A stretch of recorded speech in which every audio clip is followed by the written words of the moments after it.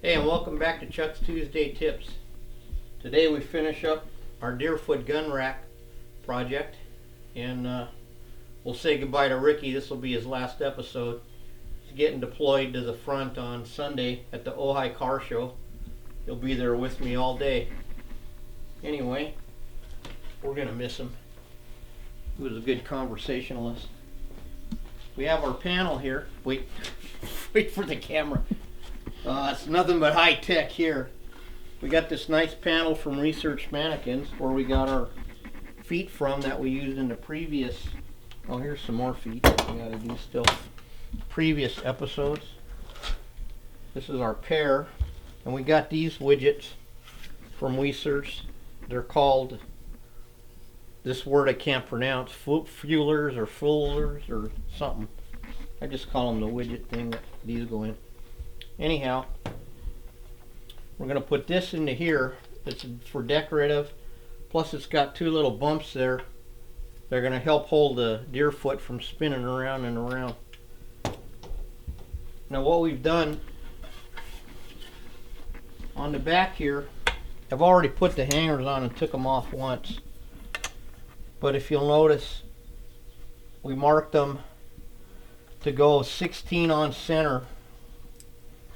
For when you put them on the wall, you want to make sure they go into a stud, and since studs are every 16 inches, we do it on a panel like this. We do 16. If it's bigger, then you might go 32, so forth, to get the balance. And then we put our 16 so that it's, when we have the hanger, it's in the middle, so that the screw will, hang allegedly perfectly. But I've been known to make them 15 on center, which doesn't work. Then you have to move it an inch.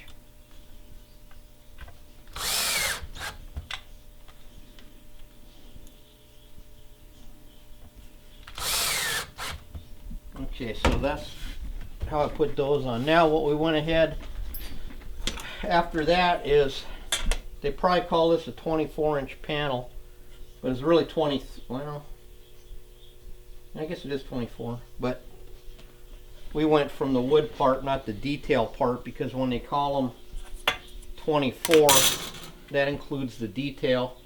Well, so we went from the this flat surface part. What we did is we measured that distance, we cut that distance in half to get center.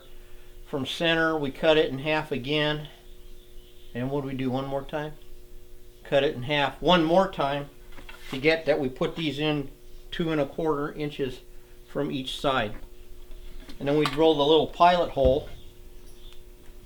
And then what we did was we came in with a paddle bit in the back and drilled it down deep enough so that our washer can fit in there with our nut and be flush with the surface. We did that on both sides, and then we tried to be efficient and test fit everything to make sure it was going to work this time, instead of having the Tuesday surprise like we sometimes do. So now we're going to install our foot into here. It's pretty obvious, you just put this in this hole, but there is instructions if you need them. We'll put one in, and then put the washer in, then the nut. Okay, JJ, tell me we put the socket in here, right? Nope. Okay. Well, nope. Where's the socket? Nope. Well, let's put this other one in. Starting to take shape here. Oh man, this is going to be a tight one, Jay. There we go. Put this in. Put our other nut on.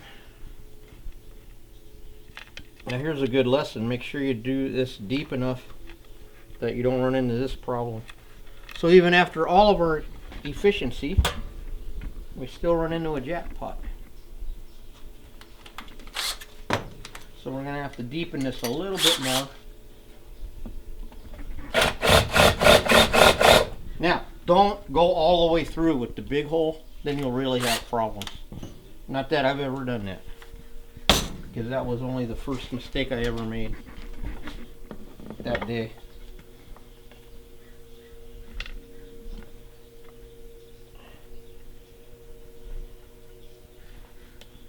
There we go.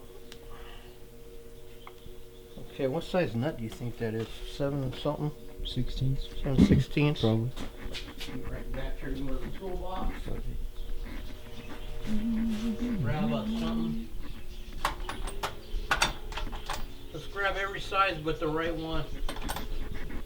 I got 2/2 inches. No 7/16. Come on. Maybe we'll get lucky. I don't think so though. No, it's too small. Way too big. Yep. Why didn't you tell me? That would be too big. We'll always keep our antelope horns in our toolbox for some reason. That way, 9/16. That's bigger than 7, right? Right.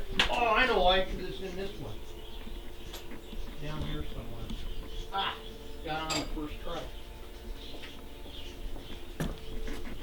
Okay.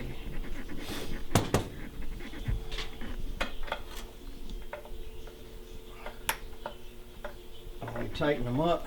You don't want to grunt them too tight.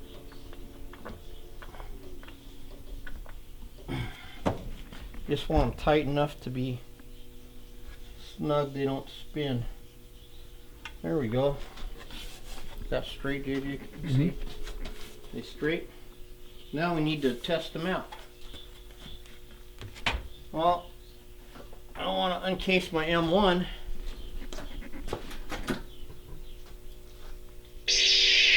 So we'll see if it'll hold our trusty lightsaber. Oh, and then not wreck the coil. Still gonna wreck the coil. Can you believe I even have business? Yeah, it's gonna work.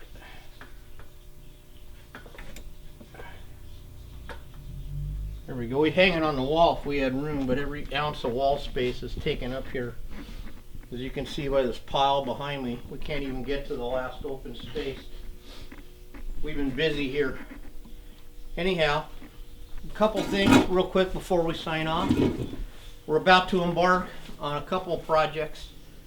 We're going to go through the whole process of mounting a custom mount with 2 coyote pups and the mom.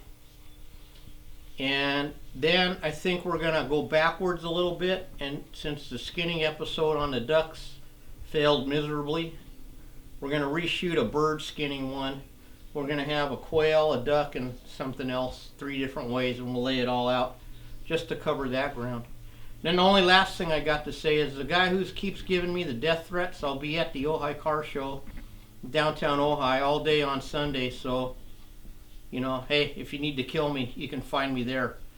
Thanks for tuning in to Chuck's Tuesday Tips. And have a great week. We'll see you next week with a new adventure.